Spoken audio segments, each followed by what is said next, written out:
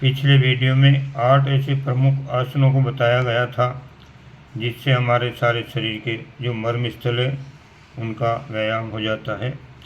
और उसी के लिए बताया गया था कि यदि सूर्य नमस्कार कर लिया जाए तो उन 8 आसनों का जो मर्म स्थान है उनकी भी सारी इससे पूर्ति हो जाती है। इसलिए आज इस वीडियो में सूर्य नमस्कार की विधि बताने का प्रयास कर रहे हैं। सूर्य नमस्कार। प्रातःकाल सूर्योदय समय के आसपास इन आसनों को करने के लिए खड़े होइए। यदि अधिक सर्दी गर्मी हो या हवा हो तो हल्का कपड़ा शरीर पर पहने रहिए, अन्यथा लंगोट या नेकर के अतिरिक्त सब कपड़े उतार दीजिए। खुली हवा में स्वच्छ खुली खिड़कियों से युक्त कमरे में कमर सीधी रखकर खड़े हो जाइए। मुख पूर्व की ओर कर लीजिए। नेत्र बंद करके हाथ जोड़कर भगवान सूर्य नारायण का ध्यान कीजिए और भावना कीजिए कि सूर्य की तेजस्वी आरोग्यमयी किरणें आपके शरीर में चारों ओर से प्रवेश कर रही हैं। अब निम्न प्रकार से क्रिया आरंभ कीजिए। नंबर 1 में पैरों को सीधा रखिए, कमर पर से नीचे की ओर झुकिए, दोनों हाथों को जमीन पर लगाइए, मस्तक घुटनों से लगे। ये पाद हस्तासन है। इससे टखनों का, टांग के नीचे के भागों का, जंघा का, पुट्ठों का, पसलियों का, कंधों के पृष्ठभाग तथा बाहों के नीचे के भाग का व्यायाम होता है। दूसरा सिर को घुटनों से हटाकर लंबी सांस लीजिए। पहले दाहिने पैर को पीछे ले जाइए और पंजे को लगाइए। बाएं पैर को आगे की ओर मुड़ा रखिए।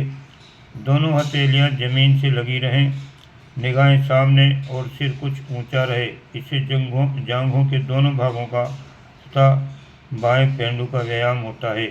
इसे एक पाद प्रसारणासन कहते हैं। तीसरा है बाएं पैर को पीछे ले जाइए, उसे दाहिने पैर से सटाकर रखिए, कमर को ऊंचा उठा दीजिए, सिर और सीना कुछ नीचे झुक जाएगा।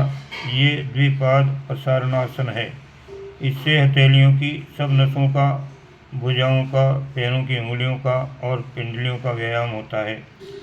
चौथा है दोनों पांवों के घुटने, दोनों हाथ, छाती तथा मस्तक, इन सब अंगों को सीधा रखकर भूमि में स्पर्श कराइए। शरीर तना रहे, कहीं लेटने की तरह निश्चेष्ट न हो जाइए। पेट जमीन को न छुए। इसे अष्टांग प्रणितासन कहते हैं। इससे बाहों, पसलियों, पेट, गर्दन, कंधे तथा भुजदंडों का व्यायाम होता है। पांचवा है हाथों को सीधा खड़ा कर दीजिए, सीना ऊपर उठाइए, कमर को जमीन की ओर झुकाइए, सिर ऊंचा कर दीजिए, आकाश को देखिए, घुटने जमीन पर न टिकने पाएं। पंजे और हाथों पर शरीर सीधा रहे, कमर जितनी मुड़ सके मोड़िए ताकि धड़ ऊपर को अधिक उठ सके। ये सर्पासन है। इससे जिगर का, आंतों का तथा कंठ का अच्छा व्यायाम होता है। छठा है हाथ और पैर के पूरे तलवे जमीन से स्पर्श कराइए, घुटने और कोहनियों के टखने झुकने न पाएं। कमर को जितना हो सके ऊपर उठा दीजिए, थोड़ी खंट मूल में लगी रहे, फिर नीचे रखिए। ये मयूरासन है।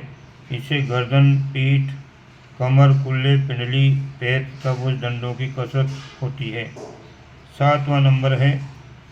सातवां है यहाँ से अब पहली की हुई क्रिया पर वापस जायद आएगा। दाहिने पैर को पीछे ले जाइए। पूर्वोक्त नंबर 2 के अनुसार एक पाद प्रसारणासन कीजिए।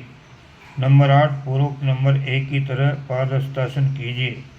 नंबर 10 में सीधे खड़े हो जाइए। दोनों हाथों को आकाश की ओर ले जाकर हाथ जोड़िए। सीने को जितना पीछे ले जा सकें ले जाइए। हाथ जितने पीछे जा सकें ठीक है, पर मोड़ने न पाएं। ये ऊर्ध्व नमस्कार आसन है। इससे फेफड़ों और हृदय का अच्छा व्यायाम होता है। 10वां और अंतिम है। 10वां अब उसी आरंभिक स्थिति पर आइए। सीधे खड़े होकर हाथ जोड़िए और भगवान सूर्य नारायण का ध्यान कीजिए। ये एक सूर्य नमस्कार हुआ।